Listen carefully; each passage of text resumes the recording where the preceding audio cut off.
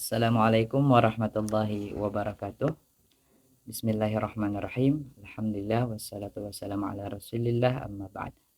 Bertemu lagi dengan saya Muhammad Yusuf, mahasiswa PJJ PAI Syekh Nurjati Cirebon. Pada kesempatan ini saya akan kembali membuat podcast atau bertanya-tanya terkait dengan pendidikan dan demokrasi. Dan hari ini kita akan bertanya-tanya terkait dengan dua hal tersebut dengan salah satu dosen di Uniska, Universitas Kalimantan, dan juga beliau salah satu guru tahsin tahfiz Rumah Quran Al-Azhar Syarif Kabupaten Banjar, Kalimantan Selatan. Yaitu dengan Ustadz Iqbal Ansari, MPD. Selamat malam, Pak. Ya, selamat malam. Terima kasih atas waktunya untuk bisa berbagi ilmu terkait dengan pendidikan Islam dan demokrasi. Nah, sebelum kita masuk dalam pembahasan, itu terkait dengan peran pendidikan agama Islam dalam memperkokoh moderasi. Nah, sebelum itu menurut Ustadz atau Bapak ya yang bagusnya? Bapaknya gitu. Bapak, enggak. Menurut Bapak apa itu PAI atau Pendidikan Agama Islam dan apa itu demokrasi? Oke, bismillah. Berkenaan dengan pendidikan agama Islam. Jadi kan sebenarnya ada beberapa poin. Yang pertama itu berkenaan dengan pendidikan. Nah, jadi sedangkan pendidikan itu, kalau kita bersama pada psikologi ada 3 hal, yaitu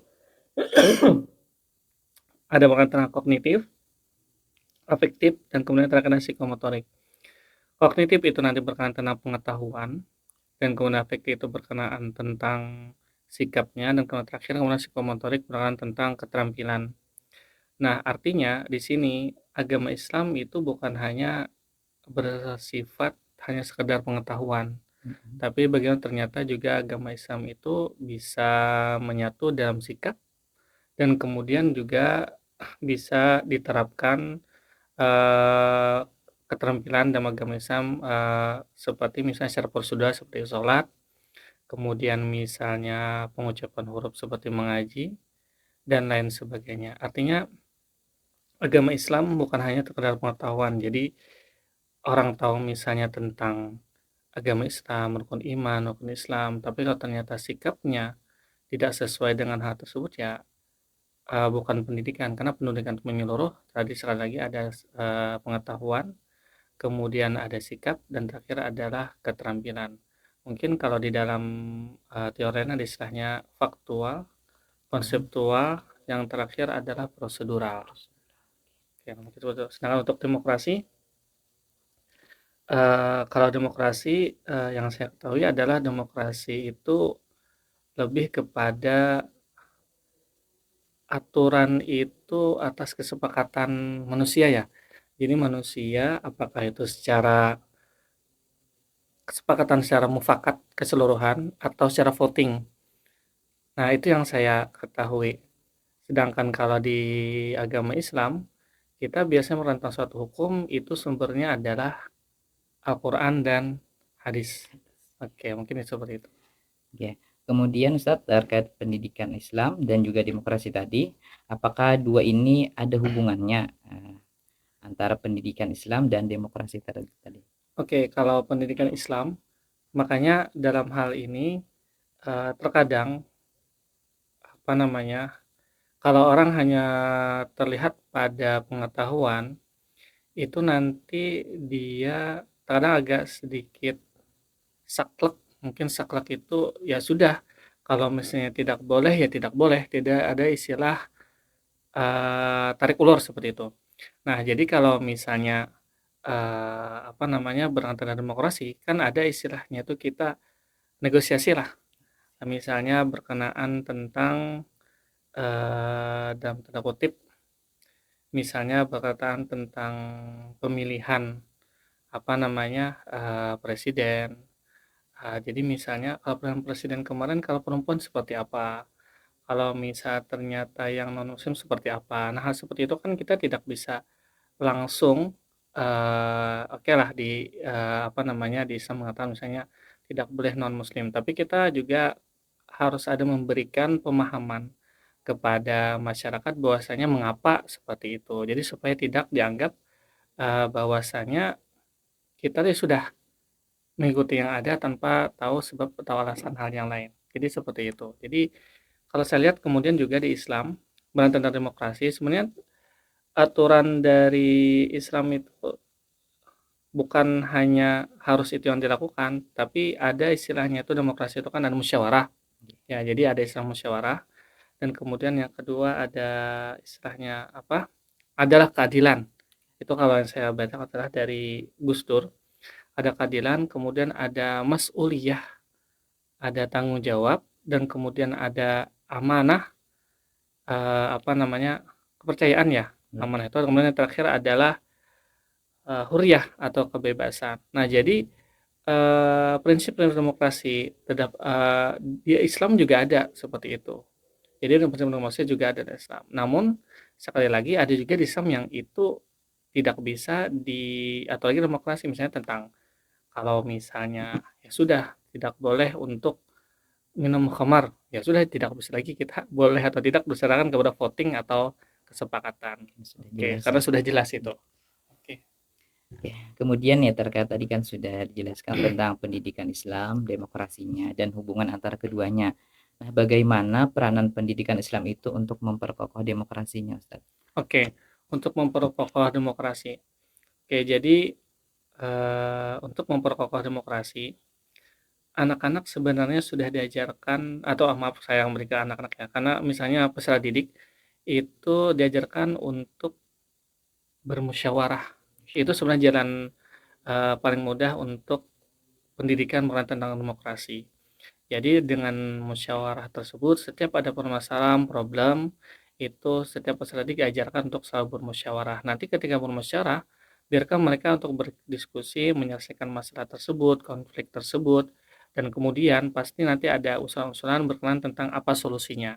Nah, setiap konflik solusinya pasti tidak ada satu, dua, bahkan mungkin tiga.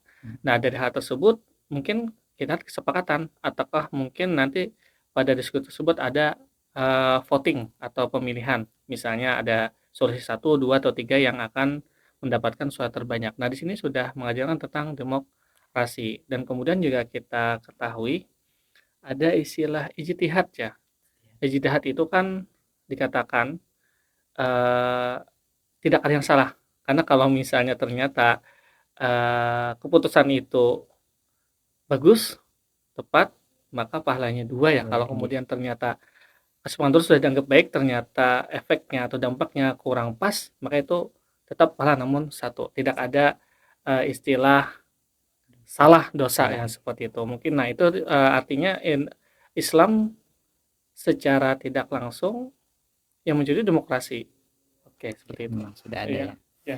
Oke, terakhir Ustadz, terakhir Pak, terkait pesan dari Bapak untuk para pendengar semua terkait dengan demokrasi ini seperti apa? Apalagi kan nih tahun 2024 kita akan melaksanakan pemilihan kepala daerah masing-masing dan juga kepala negara. Oke, terima kasih untuk demokrasi. Jadi sekali lagi demokrasi adalah sebuah kalau dalam Islam terutama untuk pendidikan pendidik kita bisa dikatakan dalam hal musyawarah. Dan kemudian demokrasi itu bagaimana manusia atau masyarakat mempunyai hak untuk menentukan sesuatu. Itu sebenarnya dari demokrasi.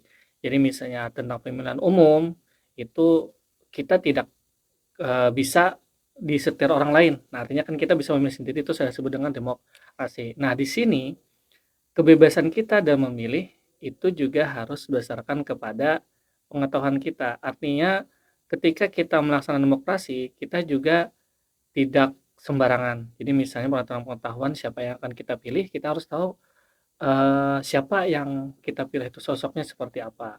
Dan setiap berita-berita berkenaan tentang hal positif atau negatif, ya kita harus bisa kita saring.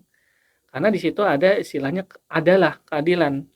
Karena nanti kalau ada satu sisi kita menerima negatif dari misalnya calon, yang kemudian kita cenderung ke sana aja, berarti kita tidak adil terhadap calon yang lain. Karena tidak mungkin setiap apa namanya ya setiap orang itu pasti ada yang bagusnya, ada yang apa namanya tidak bagusnya. Jadi pasti ada lah kekurangan dan kelebihannya. Kita harus adil seperti itu.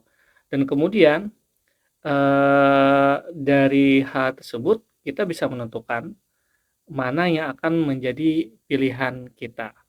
Oke, yang jadi pilihan kita yang di sini berarti kan, nah Islam ada istilahnya tuh kembali kepada Allah dan kita tawakal. Kita sudah mendapatkan pengetahuan tentang siapa yang akan kita pilih, kita menentukan keputusan kita, sudah tertawakal pilih satu dari calon-calon yang di yang akan kita pilih. Dan sebagai bentuk tanggung jawab kita, mas'uliyah kita, maka kita jangan sampai golput.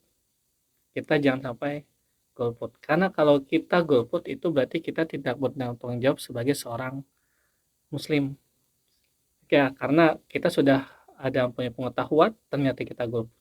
Berarti sama aja bohong.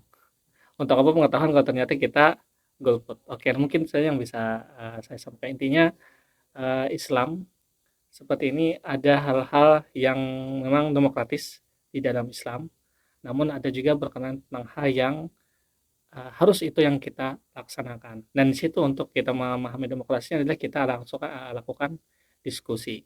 Oke, mungkin saja. Oke, terima kasih Pak terkait penjelasannya dan pesan-pesan.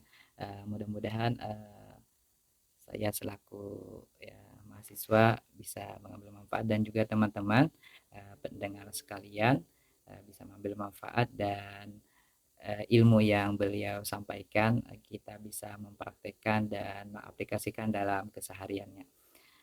Baik, sampai di sini yang dapat saya sampaikan dan saya ucapkan terima kasih Pak atas waktunya dan kesempatannya termasuk ilmunya juga. Saya tutup dengan wabillahi taufiq wal hidayah. Wassalamualaikum warahmatullahi wabarakatuh. Waalaikumsalam.